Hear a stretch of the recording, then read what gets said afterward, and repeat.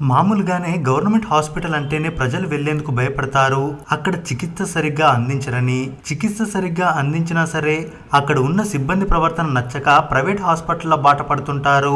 ఇంకా కొన్ని హాస్పిటల్లో అయితే సిబ్బంది అందిన కాడికి చేయి చాపి మరి లంచాలు తీసుకుంటారు. అలా చేతిలో డబ్బు పెడితేనే సమయానికి చికిత్స, మందులు, పడక ఇస్తారు.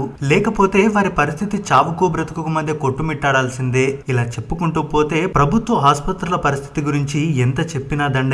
పైకి సామాన్యులకు అందుబాటులో అన్ని ఉంచుతున్నాం, ఫ్రీగా వైద్యం అందిస్తున్నాం అనే ప్రభుత్వాల మాటలన్నీ అబద్ధపు మాటలే తప్ప వాస్తవంలో జరిగేది మాత్రం శూన్యం. ఎందుకంటే ప్రజల ప్రాణాలని కాపాడాల్సిన రోజుల నుండి ప్రజల ప్రాణాలతో వ్యాపారం చేసే రోజుల్లో బ్రతుకుతున్నాం. పైగా ఈ తీరులో మార్పు తేవాల్సిన అధికారులు కూడా పట్టించుకోవడం లేదు.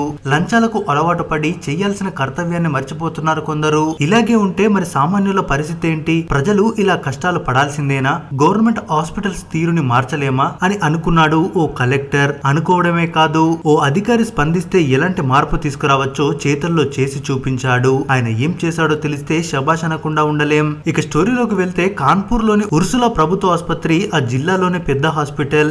మంచి వైద్యం కోసం సమీప జిల్లాలు, సుదూర గ్రామాల నుండి ప్రజలు ఇక్కడికి వస్తుంటారు. కానీ కనీస వసతులు, ఎక్విప్మెంట్ గాని, డాక్టర్ల పనితీరు గాని అంతంత మాత్రంగానే ఉంటుంది ఈ హాస్పిటల్లో. ఎన్నిసార్లు ఫిర్యాదు చేసినా ఎలాంటి ఫలితం లేకపోవడంతో అప్పుడే కొత్తగా జిల్లా మెజిస్ట్రేట్ అయిన విశాఖ అయ్యర్ హాస్పిటల్ కి వెళ్లి అక్కడి పరిస్థితులను చూడాలనుకున్నారు. ఎలాంటి సెక్యూరిటీ, అధికారులు లేకుండా ఆయన వస్తున్నట్టు చిన్న లీక్ కూడా జరగకుండా ఓ మామూలు రోగిలా మొహానికి మాస్క్ పెట్టుకుని సదరు హాస్పిటల్ కి ఎంట్రీ ఇచ్చాడు. అక్కడున్న సిబ్బంది దగ్గర టోకెన్ తీసుకుని డాక్టర్ ని కలుద్దామని లోపలికి వెళ్ళాడు.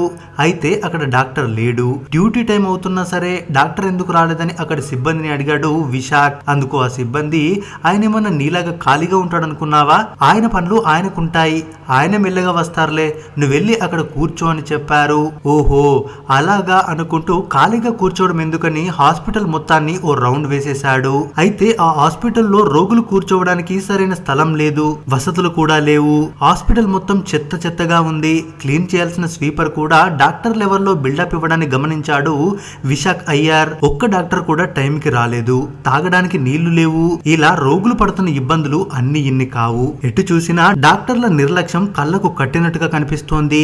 ఈ తంతంతా జరిగి 11 అయ్యేసరికి మెల్లగా నత్తనడగ నడుస్తూ వచ్చారు డాక్టర్లు. వచ్చి రాగానే కాసేపు రెస్ట్ తీసుకోవడానికి ఇంకో గంట. ఇదంతా చూసిన విశాఖకి చిర్రెత్తుకొచ్చి మాస్క్ తీసేశాడు. అంతే, అతని గుర్తుపట్టిన అక్కడ సిబ్బందికి గుండెలు జారిపోయాయి. పేషెంట్ అనుకుని నానా మాటలు అన్నామే అని నోరు పెకలడం లేదు. డాక్టర్లు కూడా పరిగెత్తుకుని వచ్చారు. సార్ మీరెప్పుడొచ్చారు? కూర్చోండి సార్ అంటూ హడావిడి చేస్తుండగా తన విశ్వరూపాన్ని చూపించారు ఆయన. ప్రజల సొమ్ముతో మీరు జల్సాలు చేస్తున్నారా? డాక్టర్ అంటే భగవంతుడితో సమానం. అంత పెద్ద హోదాలో ఉండే మీరే ఇలా నిర్లక్ష్యం చేస్తే సామాన్యుల పరిస్థితి ఏంటి? ఇందుకే కదా ప్రజలకు ప్రభుత్వ హాస్పిటల్స్ మీద నమ్మకం పోతుందని చివాట్లు పెట్టారు. టైంకి ఎందుకు రాలేదో, హాస్పిటల్ ఎందుకు ఇంత చెత్తగా ఉందో వివరణ ఇవ్వాలన్నారు.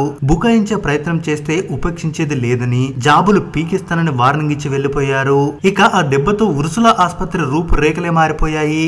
డాక్టర్లు ఒళ్ళు దగ్గర పెట్టుకుని పనిచేయడం మొదలు పెట్టారు. అక్కడి సిబ్బంది కూడా హాస్పిటల్ ని క్లీన్ గా ఉంచుతూ రోగులకు ఎలాంటి ఇబ్బందులు లేకుండా జాగ్రత్తలు తీసుకుంటున్నారు. ఇది ఒక అధికారి తన కర్తవ్యాన్ని సరిగ్గా నిర్వర్తిస్తే వ్యవస్థలో వచ్చే మార్పు. ఒక్కరోజు ఆయన హాస్పిటల్ వెళ్ళినందుకే అక్కడి పరిస్థితులు మారాయంటే ఇక ఆ జిల్లాని ఎలా మార్చొచ్చో అర్థం చేసుకోవచ్చు. మనకు కావాల్సింది ఇలాంటి ఆఫీసర్లే. ఇలాంటి ఆఫీసర్ల గురించి ఖచ్చితంగా నలుగురికి చెప్పాల్సిన అవసరం ఉంది. అందుకే ఈ వీడియోని షేర్ చేయండి, నచ్చితే ఓ లైక్ చేయండి. ఈ వీడియో గురించి మీరేమనుకుంటున్నారో మీ అభిప్రాయాన్ని కామెంట్స్ రూపంలో తెలియజేయండి. మరిన్ని ఇలాంటి వీడియోస్ కోసం మన ఛానల్ని సబ్స్క్రైబ్ చేసుకోవడం మాత్రం మర్చిపోవద్దు.